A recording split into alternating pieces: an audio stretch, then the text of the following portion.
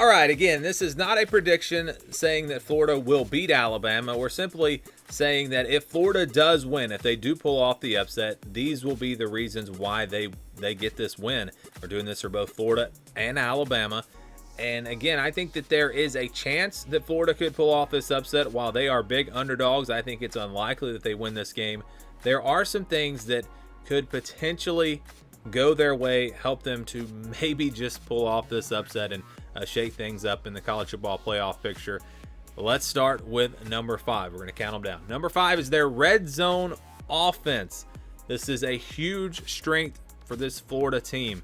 They've been very, very good in the red zone.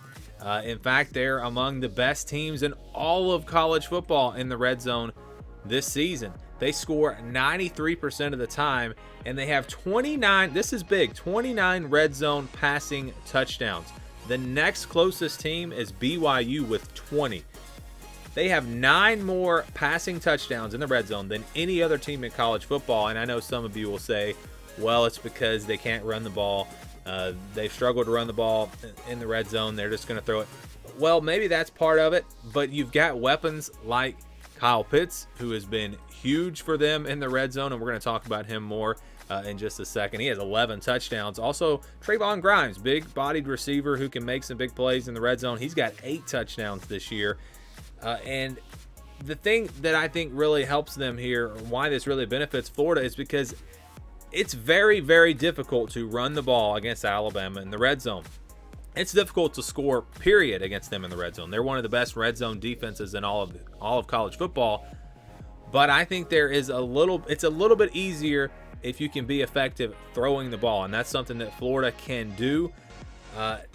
You've got these big-bodied receivers. You can throw it up to Kyle Pitts, who is, I don't know who for Alabama is going to match up with Kyle Pitts. He is a matchup nightmare, and he's almost impossible to stop in the red zone. I think this is a big advantage for Florida because a lot of teams this year, if you look at the stats, you look at the games, they've moved the ball up and down the field against Alabama decently, but they've then struggled once they've gotten into the red zone.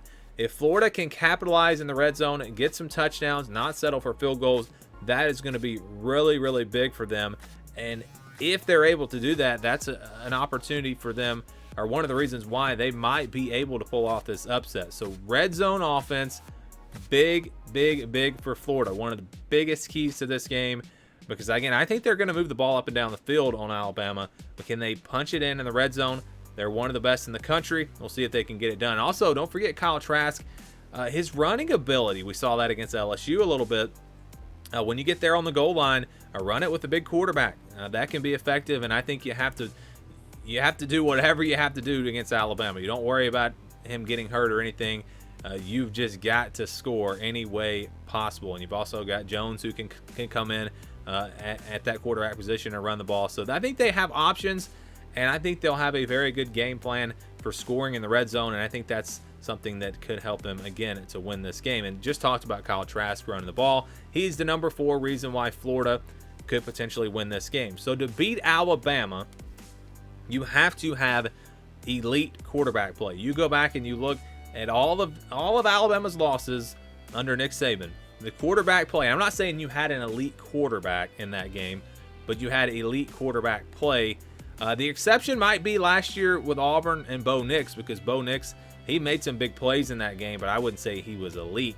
That had more to do with the pick sixes and everything. But other than that game, and you look back at all of Alabama's losses, I really feel like the quarterback play is what got the other team to win.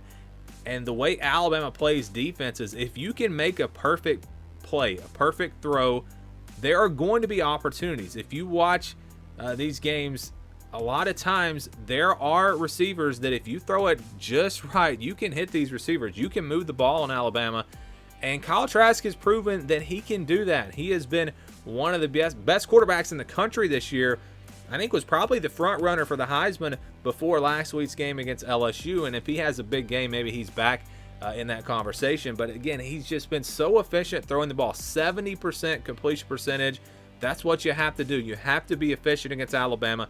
You have to find that open receiver. There may only be one place to go with the ball when you're playing Alabama, but if you find that right spot and you get the ball there, you can move the ball, like I said, and that's what Kyle Trask is going to have to do in this game. He's been very effective this year. Again, 70% completion percentage, 40 touchdowns, just 5 interceptions, and a couple of those just came against LSU.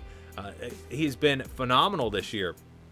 And if he can go out and have a big game, again, that's going to give Florida a chance in this one, and also potentially get him a Heisman Trophy. If he goes out and they win this game and he has a huge game, I think he probably will win the Heisman Trophy, and it'll be redemption from that loss against LSU.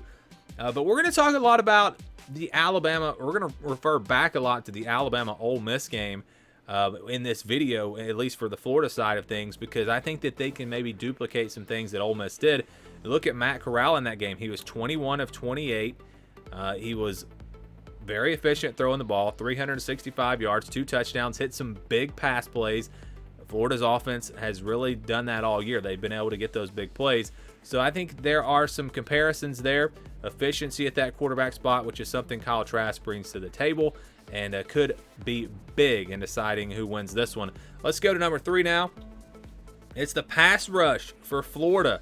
This has been the one bright spot, I guess you would say, on this defense.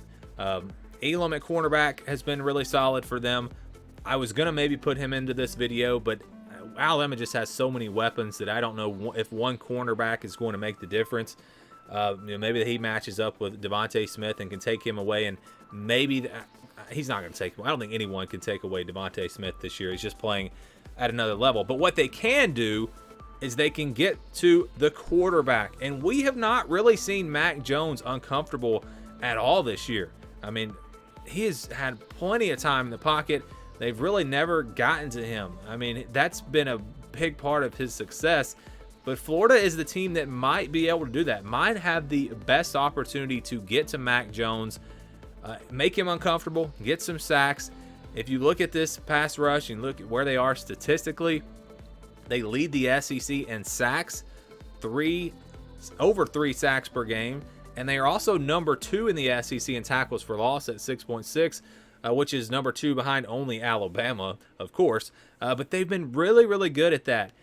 And I don't think you're really going to get Najee Harris in the backfield very often. I don't think tackles for loss are going to be a big story in this game, because it's almost impossible to get Najee Harris down behind the line of scrimmage with this offensive line. But I think it's about getting to Mac Jones. It's about making him uncomfortable, getting a few sacks, not necessarily 5 sacks in this game, but getting pressure on him consistently is going to be, I mean, it's the only way you're going to stop this Alabama offense. They've proven that they're pretty much unstoppable. But if you've watched Mac Jones at times, when he gets rushed a little bit, he is not very accurate with the football. And that hasn't happened very often, which is why his numbers are off the charts. But when teams have gotten to him a little bit, and with any quarterback, that's kind of the story. Your accuracy is going to go down a little bit. And so I think that's what Florida is going to have to do. I think they're going to be very aggressive, bringing pressure. You look at this team, Ventrell Miller has 3.5 sacks. Brenton Cox has 3.5 sacks. Zachary Carter has 4 sacks. Just go down the list. They've got a lot of guys that can get pressure to the quarterback, and they can mix things up, maybe confuse this Alabama offensive line just a little bit, as good as they are. And if they can do that, if they can get a few stops, and again, we're going to refer back to that Ole Miss-Alabama game. Going back to that game, Ole Miss was able to score almost every possession. Florida, I think, has the type of offense that could potentially match that if they're clicking on all cylinders. The difference is Florida's pass rush can get a few stops. I think they will be able to stop Alabama a few times. Not very often, but they'll be able to make a few stops. They'll come up with a big sack on 3rd down. They'll come up with a big play here and there. And if the offense can do what they need to do and the defense can do enough, it's going to keep Florida in this game and maybe give them a chance to pull off the upset if they can hang around in the 4th quarter. Let's go to number 2 now. It's Kyle Pitts and Kadarius Toney for Florida. We're again going to go back and make a comparison because this was just really interesting to me. When you look at Florida, first of all, and you look at their passing attack, Kadarius Toney has by far become the go-to guy at wide receiver. He has 62 catches. Number 2 is Kyle Pitts at 36. And he's missed, several games. Wide receiver-wise, the next closest is Trayvon Grimes at 34, which means that Toney has almost 30 more catches than the next wide receiver. And then at number 4, it's actually Malik Davis out of the backfield. So they have not had a ton of production from all these wide receivers. It's really been Toney and Pitts. They've been the go-to guys, and then Grimes has stepped up and made some big plays as well. But why I bring that up, again, we're talking about a speedy receiver in Kadarius Toney and a really, really good tight end, the best tight end in college football, in Kyle Pitts. 2 guys. Go back to that Alabama-Ole Miss game. It was really, in the passing game, just 2 guys that hurt them. Kenny Yeboah at tight end for Ole Miss, he had 7 catches, and Elijah Moore, who is similar to Kadarius Toney, he had 11 catches. Those 2 combined for 18 catches, 2 touchdowns, and over 300 yards. They were the passing game for Ole Miss, and just those 2 players were a matchup nightmare for Alabama. No one else on Ole Miss's team had more than 1 reception in that game. So they got it done with just 2 guys. And Florida is very similar. Again, 2 guys, a really talented tight end and a really speedy receiver. Kadarius Toney is very hard to match up against. He is one of the most elusive wide receivers in the country. And again, he's improved on his catching skills, his route running. A lot of things have improved for him this year. That's why he's putting up big numbers. But they have 2 weapons in the passing game that are very similar to the weapons for Ole Miss. And because of that, I think that really bodes well. If they can duplicate some of that success that Ole Miss had, that could really be a big story in this game. So watch Pitts, watch Toney. If Alabama cannot take them away, Florida's offense is going to have a big, big day. But the number one reason why I think Florida could potentially pull off this upset is their offensive aggressiveness. I believe Dan Mullen will come out really, really aggressive in this game, just like Ole Miss did. Again, you've got to duplicate that performance from the Ole Miss offense. You got to do what they did, and that was be really, really aggressive. Don't even hesitate. Go for it on 4th down when you have to, or when you have an opportunity. Throw the football, and that's what Florida is going to do in this game. I know you say you got to be balanced. You say Florida can't run the ball. Look, just go out and throw it almost every play. You're going to have an opportunity to make big plays. You got to mix in some run, of course, but I think they're going to throw the ball a lot. I think they're going to be very, very aggressive. Like I said, I think they'll go for it on 4th down several times in this game. Ole Miss was 4 for 4 on 4th down against Alabama, and it was just the fact that they didn't hesitate. They just went out there, they went fast, they got those first downs when it was 4th and short. Florida has to duplicate that. I'm telling you, they're going to have to be really aggressive in this game. They might have to do a trick onside kick. They might have to do some trick plays. I think Dan Mullen pulls out all the stops in this game. He's very aggressive, maybe the most aggressive gameplay. And teams against Alabama, they don't want to get too aggressive because they don't want to make a mistake and let the game get away early. Florida doesn't have that opportunity. They have to be aggressive, start to finish. They cannot, if both teams play at their best, they're not going to be able to beat Alabama. You're going to have to make some spectacular plays, be really aggressive, and play fast. Make these big plays. And if they can do that, if they can kind of do some of what Ole Miss did to Alabama, and I know Alabama has come a long way since then, but if they can do some of that, if they can get after the quarterback, have a little bit of a pass rush, just get a few stops, and score pretty much every time they get the ball, which is much easier said than done. But if they're able to do those things, then I think Florida has a chance to pull off the upset and win the SEC championship.